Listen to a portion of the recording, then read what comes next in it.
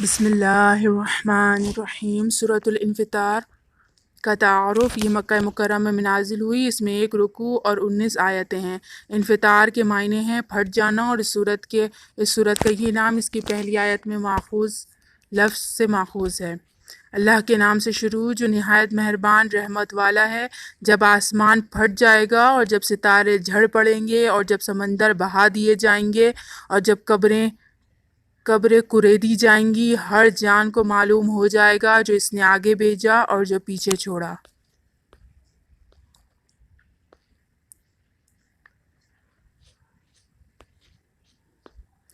اے انسان، تجھے کس چیز نے اپنے کرم والے رب کے بارے میں دھوکے میں ڈال دیا، جس نے تجھے پیدا کیا، پھر ٹھیک بنایا، پھر اعتدال والا کیا، جس صورت میں چاہا تجھے جوڑ دیا۔ ہرگز نہیں، بلکہ تم انصاف ہونے کو جھٹلاتے ہو۔ اللہ تعالیٰ کی نافرمانی کر کے اچھی جزا کی امید رکھنا بے وقوفی کی علامت ہے۔ ان آیات سے معلوم ہوا کہ اگرچہ اللہ تعالیٰ کرم فرمانے والا ہے، لیکن اس کے کرم کو پیش نظر رکھ کر اس کی نافرمانی کرنے کی جرات نہیں کرنی چاہیے، بلکہ اس کی پکڑ اور اس کے عذاب کو اپنے سامنے رکھتے ہوئے اس کی نافرمانی سے ہر دم بچتے رہنا چاہیے، اور اس سے ان لوگوں کو نصیحت حاصل کرنی چاہیے کہ جو گناہ کرنے کے بعد اس سے سچی توبہ کرنے کے بجائے یہ کہہ کر اپنے دل کو تسلی دے لیتے ہیں کہ اللہ تعالیٰ بڑا بخشنے والا ہے، وہ معاف کر دے گا، کوئی بات نہیں۔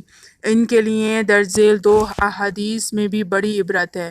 حضرت شداد بن اوس رضی اللہ تعالیٰ عنہ سے روایت ہے کہ نبی کریم صلی اللہ علیہ وسلم نے ارشاد فرمایا، سمجھدار شخص وہ ہے جو دنیا میں ہی اپنا محاسبہ کر لے اور آخرت کی بہتری کے لیے نیک اعمال کرے، اور وہ شخص احمق ہے جو اپنے نفس کی خواہشات کی پیروی کرے اور اللہ تعالیٰ سے آخرت کے انعام کی امید رکھے۔ حضرت عبداللہ بن عباس رضی اللہ تعالیٰ عنہما سے روایت ہے کہ نبی کریم صلی اللہ علیہ وسلم نے ارشاد فرمایا، تم میں سے کوئی اللہ تعالیٰ کے حلم اور بردباری سے دھوکے میں نہ پڑ جائے۔ بے شک جنت اور دوزخ تمہارے جوتوں کے تسمے سے بھی زیادہ تمہارے قریب ہے۔ اللہ تعالیٰ ہمیں نافرمانی سے بچتے رہنے کی توفیق عطا فرمائے۔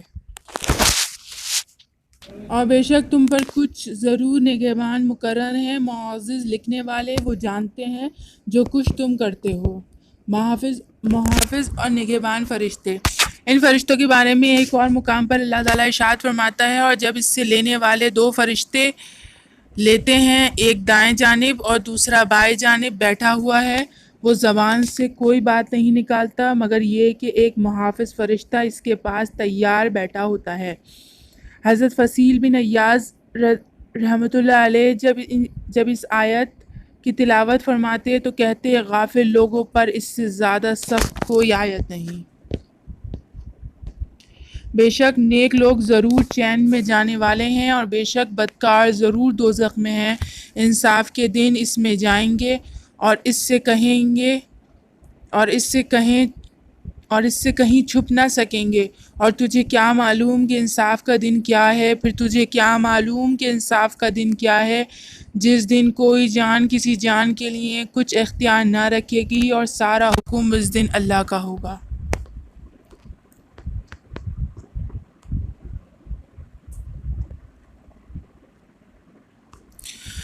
امام محمد غزالی رحمۃ اللہ علیہ فرماتے ہیں کہ قیامت کا دن وہ دن جس میں کوئی شک نہیں، یہ وہ دن ہے جس میں چھپی باتوں جیسے عقائد، اعمال اور نیتوں کو جانچا جائے گا۔ اس دن کوئی کافر جان دوسرے کی طرف سے بدلہ نہ دے گی۔ اس دن کی ہولناکیوں اور شدت سے آنکھیں کھلی کی کھلی رہ جائیں گی۔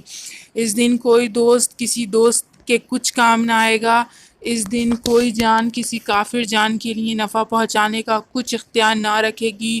اس دن ان کفار کو جہنم کی طرف دھکا دیا جائے گا۔ اس دن وہ کفار آگ میں اپنے چہروں کے بل گھسیٹے جائیں گے۔ اس دن ان کے چہرے آگ میں بار بار لپٹے جائیں گے۔ اس دن کوئی باپ اپنی اولاد کے کام نہ آ سکے گا۔ اس دن آدمی اپنے بھائی، ماں اور باپ سے بھاگتا پھرے گا۔ اس دن لوگ دہشت غالب ہونے کی وجہ سے بات نہیں کر سکیں گے، اور نہ انہیں اس بات کی اجازت دی جائے گی کہ کوئی عذر پیش کریں۔ یہ وہ دن ہے جو اللہ تعالیٰ کی طرف سے پلٹنے والا نہیں۔ اس دن لوگ بالکل ظاہر ہو جائیں گے۔ اس دن وہ آنکھ پر تپائے جائیں گے، اس دن نہ مال کام آئے گا نہ بیٹے کام آئیں گے، اس دن ظالموں کو ان کے بہانے کچھ کام نہ دیں گے، اور ان کے لیے لعنت ہے اور ان کے لیے برا گھر ہے۔ اس دن تمام عذر رد کر دیے جائیں گے اور چھپی باتوں کو جانچا جائے گا۔ اس دن پوشیدہ باتیں ظاہر ہوں گی اور پردے اٹھ جائیں گے۔ اس دن آنکھیں جھکی ہوئی ہوں گی اور آوازیں بند ہوں گی۔